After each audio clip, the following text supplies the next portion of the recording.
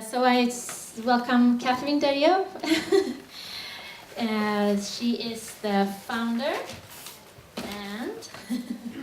and manager of Effective Animal Altruism in Stockholm. And she will talk about an introduction to effective animal altruism. So welcome, Catherine. Thank you, Charlotte, and thank you everyone for joining today. So I'm Catherine. I run Effective Animal Altruism Stockholm. We are part of a bigger organization called Effective Altruism Sweden, and our local group tried to bring together the effective altruism movement and the animal movement together. And our okay. And so ultimately our goal is to help anyone who advocates for animal or just want to help animals to be more effective and to do the best job that they can do. So today I'm going to talk about what is effective altruism. I will explain a little bit of the concept and the key features of this way of thinking, and then I will discuss how we can apply those concepts and this framework to animal advocacy. I will present a couple of interventions that are considered highly effective or highly promising, and then I will touch upon what you can do as individual to help. And then we should have a little bit of time before the Q&A to do a thinking game. So I think we learn best and we process new ideas better when we get to use them. So that's the point of this thinking game, to get you to actually have a little bit of fun with those new ideas and hopefully something a little bit interactive. So let's dive right into it. So what is effective altruism? As I mentioned, it's a community, it's a movement, but more importantly, it's a set of ideas. And the main idea behind effective altruism is pretty simple and straightforward. We want to use research and evidence and facts to figure out how we can improve the world as much as possible, how we can help others the most. And so we want to do this deep thinking, but we also want to go in the world and actually do the things that are the most effective. So personally, what I really, really like about effective altruism is it's a way to bring together the heart and the head. So this empathy that we feel and this desire to help, but also like think about it and find how we could do it the best way, not just jump into things and try things that maybe don't work. So a few key traits of effective altruism. As I mentioned, this desire to maximize our positive impact. So we consider, and I think most of you would agree, that doing more good is better than doing less good. So we really want to try to maximize our impact.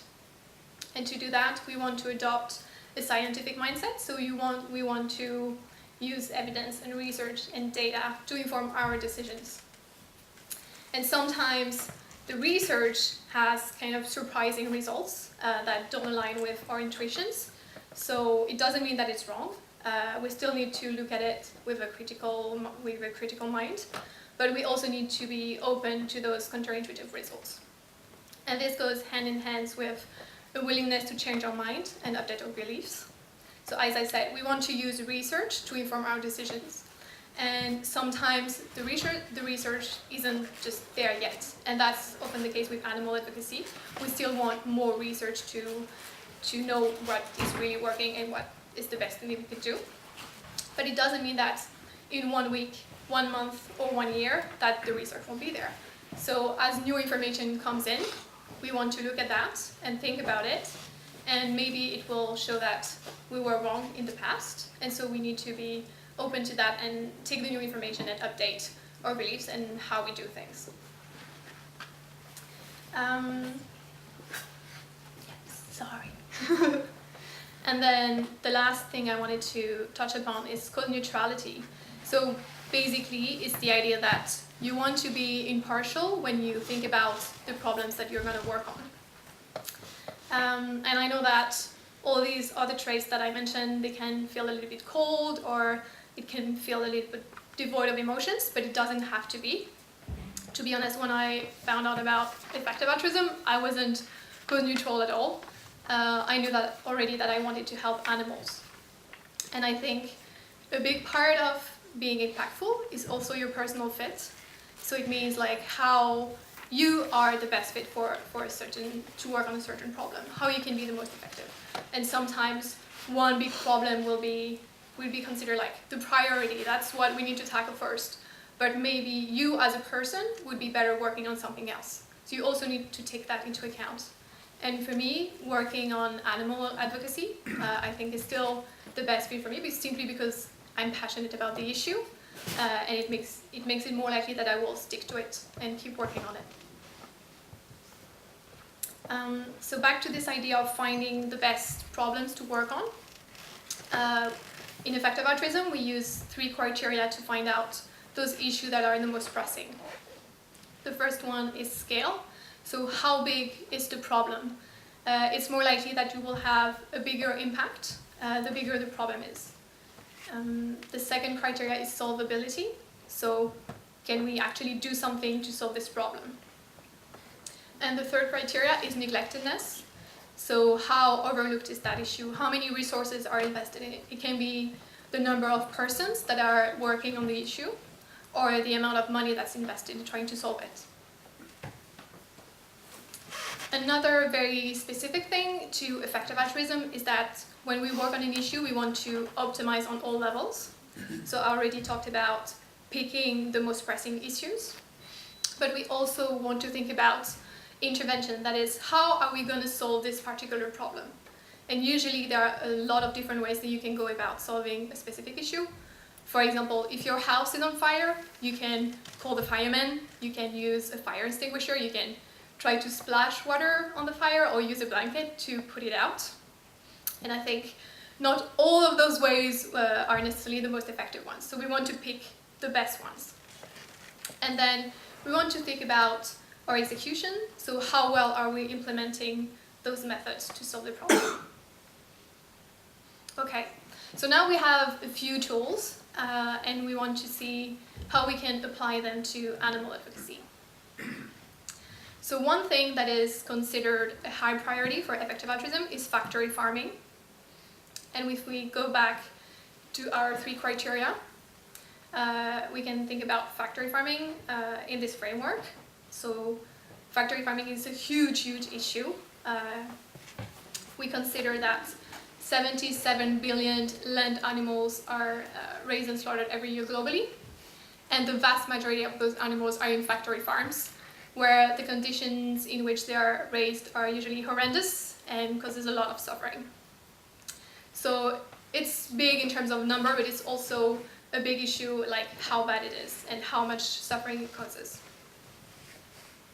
Then if we look at neglectedness, we can compare the number of animals that are used and killed every year. These are numbers in the US, because those are the ones that are easy to find. But it's kind of likely that those numbers are roughly the same in Europe as well. So as you can see in the first cube here, the number of animals that are used and killed, the vast majority of them are farmed animals. And lab animals are a small portion here, and then animals in shelter even smaller. But if you look at how much money is spent into helping farmed animals, then it's only a fraction of the donations. So there is a big discrepancy between the number of animals that are suffering in factory farms and the resources that are devoted to this cause. So to give you a more precise idea, if we look at the number of donations that are made in the US, only 3% of those goes to the environment and animals. So it means that we spend already 97% of our resources to help humans. So if someone tells you that you shouldn't have animals and you should help humans instead, you can tell them that. We already do that a lot. And then of the 3% that goes to environment and animals, we don't know exactly how much goes to which. So let's be generous and say it's 50-50. And then so of what's left, only 1% goes to farmed animals. So for every $1,000 that are donated in the US, farmed animals only receive 15 cents, so basically nothing. But there is some good news. In terms of solvability, there is evidence that we can actually do something to solve this problem. And the first thing is obviously reduce our consumption of animal products, which I guess a lot of you are already doing since we're at Vegoforum today. But there are also some steps that can be taken, like corporate campaigns that secure pledges from companies to move away from the cruelest practices in the industry, or getting more products on the market to replace the animal products. For example, we had the Beyond Burger recently arrived on the Swedish market, which was very exciting. So there is hope there. And J.C. Rees, who is a researcher and the author of The End of Animal Farming, even estimates that we can end factory farming by the end of this century. So I promised that I would talk a little bit about interventions that I considered very effective. So one of them is corporate campaigns.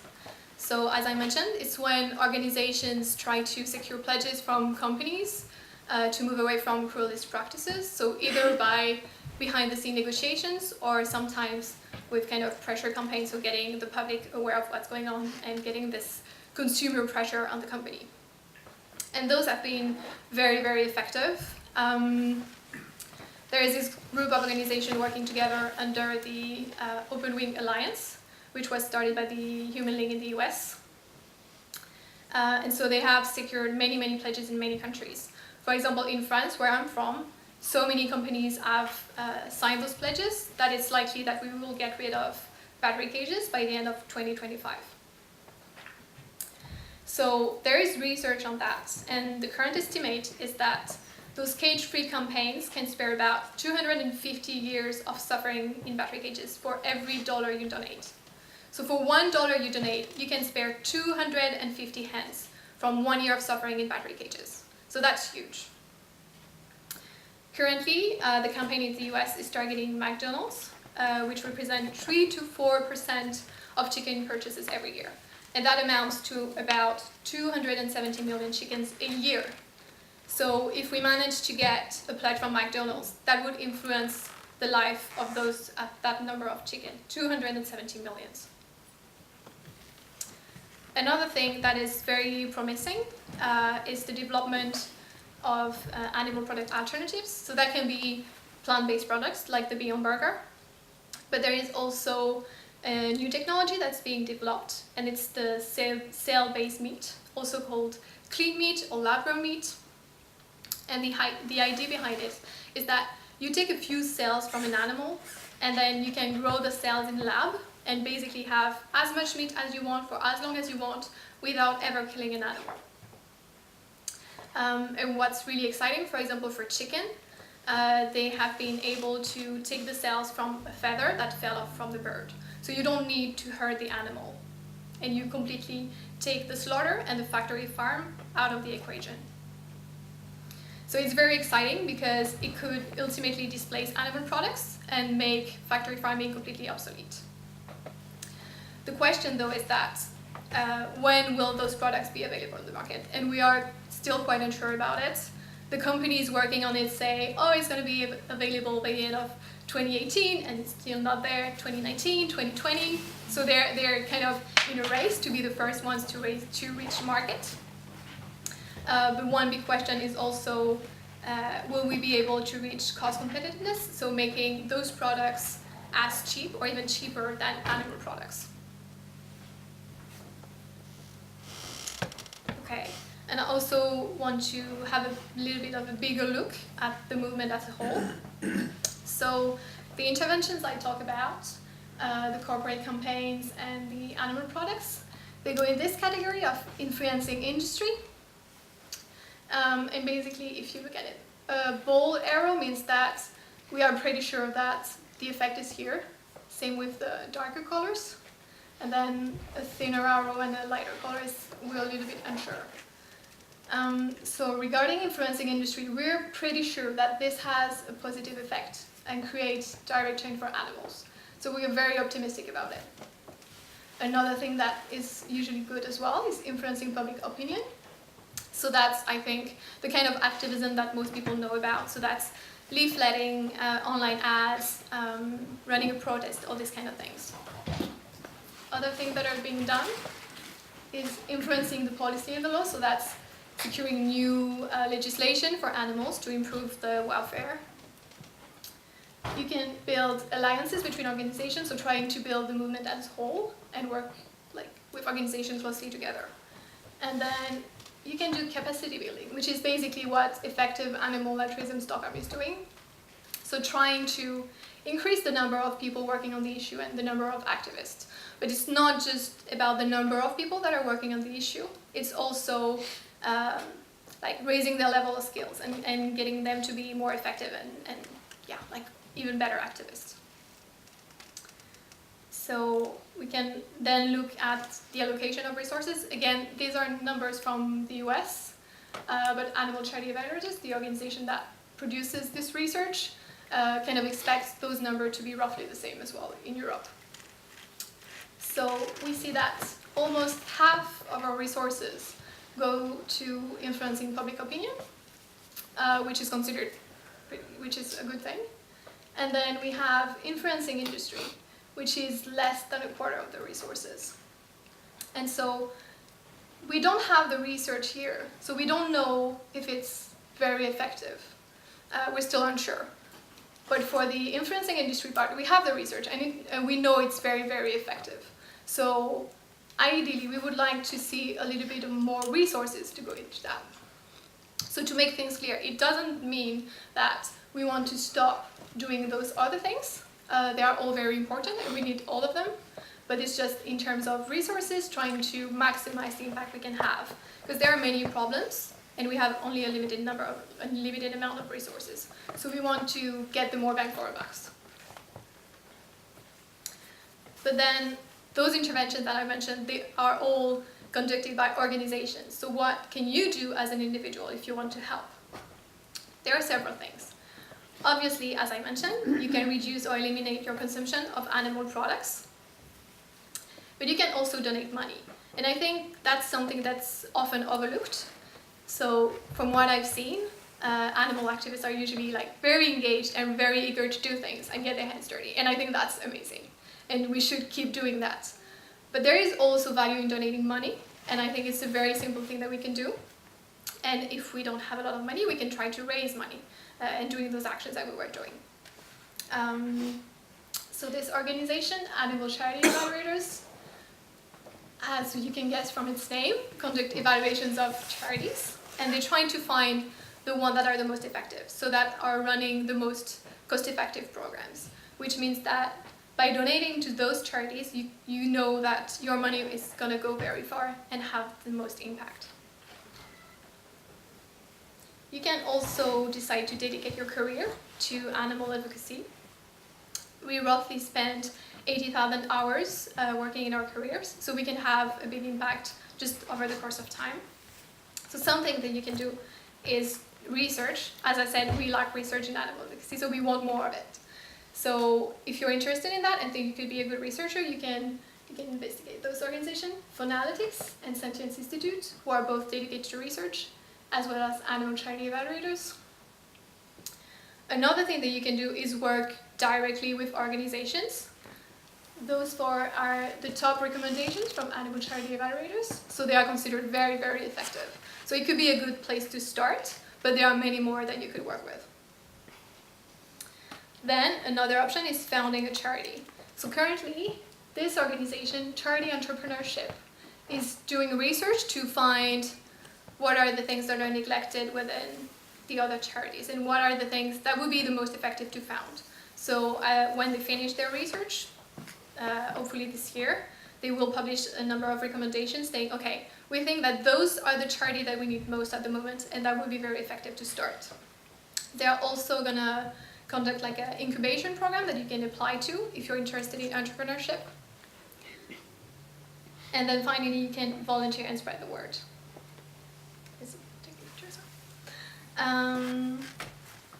Yeah. It's fine, you can take a picture. Okay, how much time do we have? 15? Okay, good. So we have some time for this little thinking game. So it's like a it's going to be like a simpler version of what we usually call a giving game. So usually during a giving game, we have like a sponsor donating a certain amount of money for each person attending. So we have an amount of money to donate, and then we have several charities that we want to discuss. And the idea is that as a group, we discuss the charities, and then we need to decide which one we want to donate the money to. So we need to pick only one, and all the money goes to that charity. So what we're going to do today is like you can talk with your neighbors, like the persons sitting next to you in small groups, and discuss those two charities that I'm going to present. And then the idea is like you want to collectively find which charity you want to donate your money to. So the first one is the Good Food Institute. It's an organization that was founded in 2016. So they're pretty new. They have a very short track record. What they do is they promote those animal product alternatives that I was talking about. So both plant-based, but also those what is called clean meat. And what they do is they provide business, legal, scientific, and strategic guidance to companies, engage in policy work. So they're trying to make it as easy as possible for those products to reach the market. And then the second organization, the Albert Schweitzer Foundation, they started in 2000, so they have a solid track record, and they do both veg outreach campaigns and then corporate outreach campaigns in Germany. And they are currently expanding their activities in Poland. So they both engage with the two type of intervention that I presented before. The Albert Schweitzer Foundation is one of the only organizations working on corporate outreach on behalf of farmed fish. So a few things that you might want to think about regarding this organization is, do they have a long track record? Do they know if they are good? How likely is their intervention to be effective? You can consider farm fish using the framework that I mentioned with the three criteria: scale, neglectedness, and solvability. Yeah. So those are a few things to talk about. So I think I can give you 10 minutes roughly to discuss, and then we can kind of put things together and see like who decided to donate where, and have a short discussion, and then we can have a Q&A. First of all, there is no right or wrong answer. They are both very, very good charities. They are both among the top recommendations from animal charity evaluators. So whichever you decide to donate to, theoretically or for real, they are very good options. So it's a good thing to know. And so the point of this thinking game was really to put you in the situation of the kind of decision that effective altruists are trying to make. So is there someone who wants to share their thought and which organization they are leaning towards?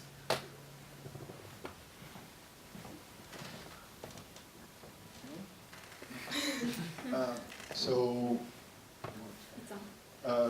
we have chosen Albert Schweitzer Foundation. Okay. First of all, it was like you mentioned the scale of the fishes, which is massive. And okay,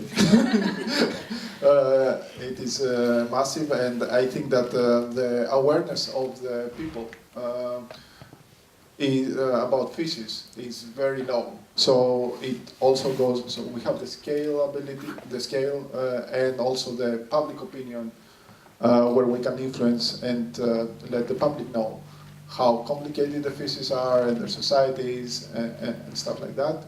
And also, Albert Schweitzer Foundation has a longer track in 10-year track record. Yeah. And we see that it's not like only focusing on corporate outreach. They're having like these big outreach campaigns.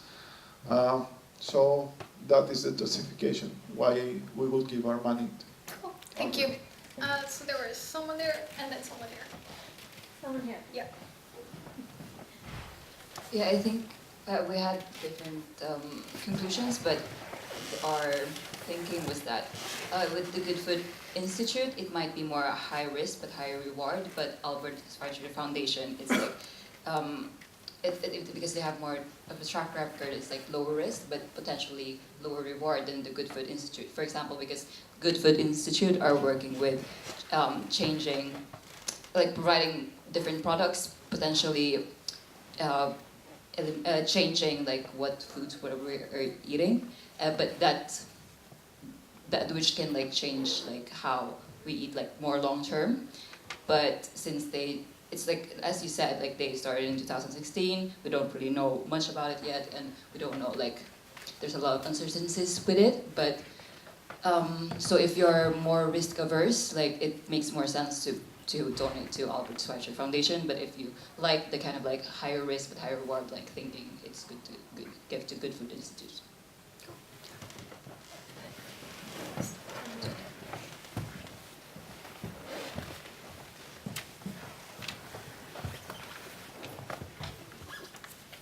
Hi, we didn't agree, but we agreed on that we like to talk about it, and we like to influence, and we like altruism, and maybe the effective altruism is to be altruistic.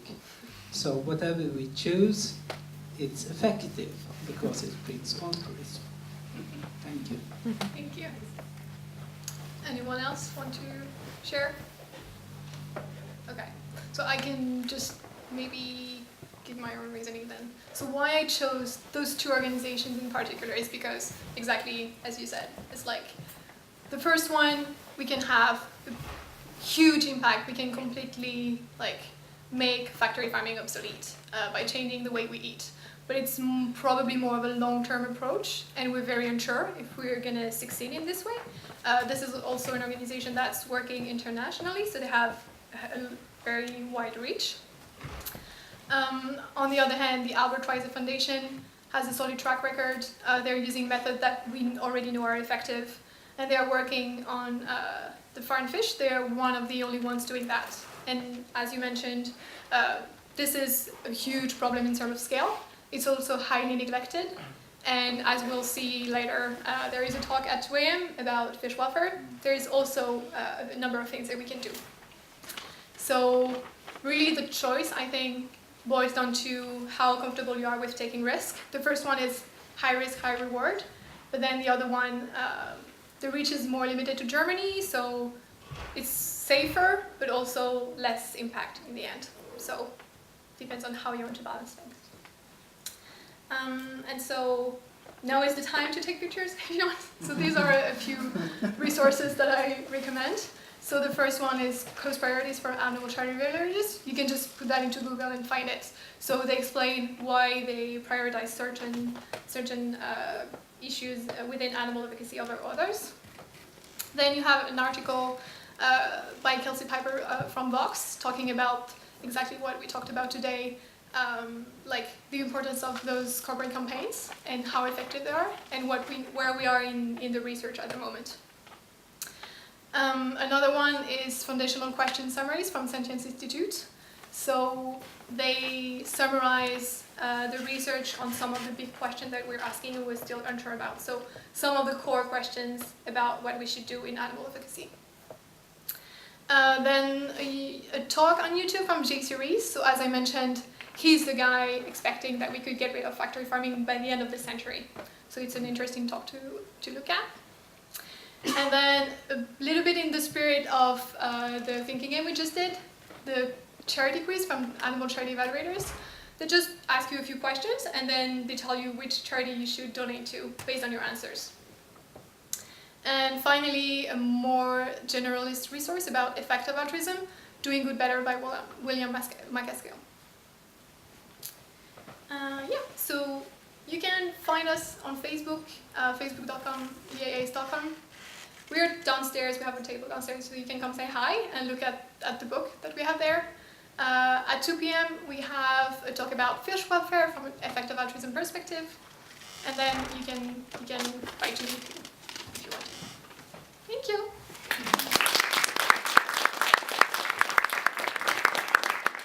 Thank you. We still have a few minutes for Q&A, questions and answers. So, right? You're ready? I'll do my best. So, whoever wants, does anyone have a question? Please make it short and concise so we can get more out of Catherine's answers. and I will be there all day, so you can find me downstairs if you want to. Any questions on this topic? Okay, I can start. Be nice, Nikos. I will try to. So you said that we should, on your chart about the pie chart. Yes, This one. that one. Yes, you said that we should put more resources into influencing industry, but you also mentioned that we have a pretty solid idea that the research being done there is really has a solid background and a solid platform. Would it make sense that if we know that public opinion has a bigger pie, piece of the pie, to put more resources there? I think we really want more research about public opinion. So I think we need the resources in that way, in the research. But we already have a lot of the resources on public opinion, and it's good to have it. It's just thinking, okay, we're unsure in that area, so we want the research. And if the research said yes, this is very good and this is very effective, then it's perfect. But for now, where we're a little bit more sure is toward influencing industry. And since it's only less than a quarter, then we think it could be beneficial to put more resources there. Okay, one more question. I was wondering actually if I would want to start an effective animal altruism group in my city or my country. Yeah. Not in Stockholm or Sweden. How do I do that? You can reach out to me and we can discuss it, and I can provide resources and guidance and help you do that. Great. Okay, thank you so much, Catherine. Thank you, everyone.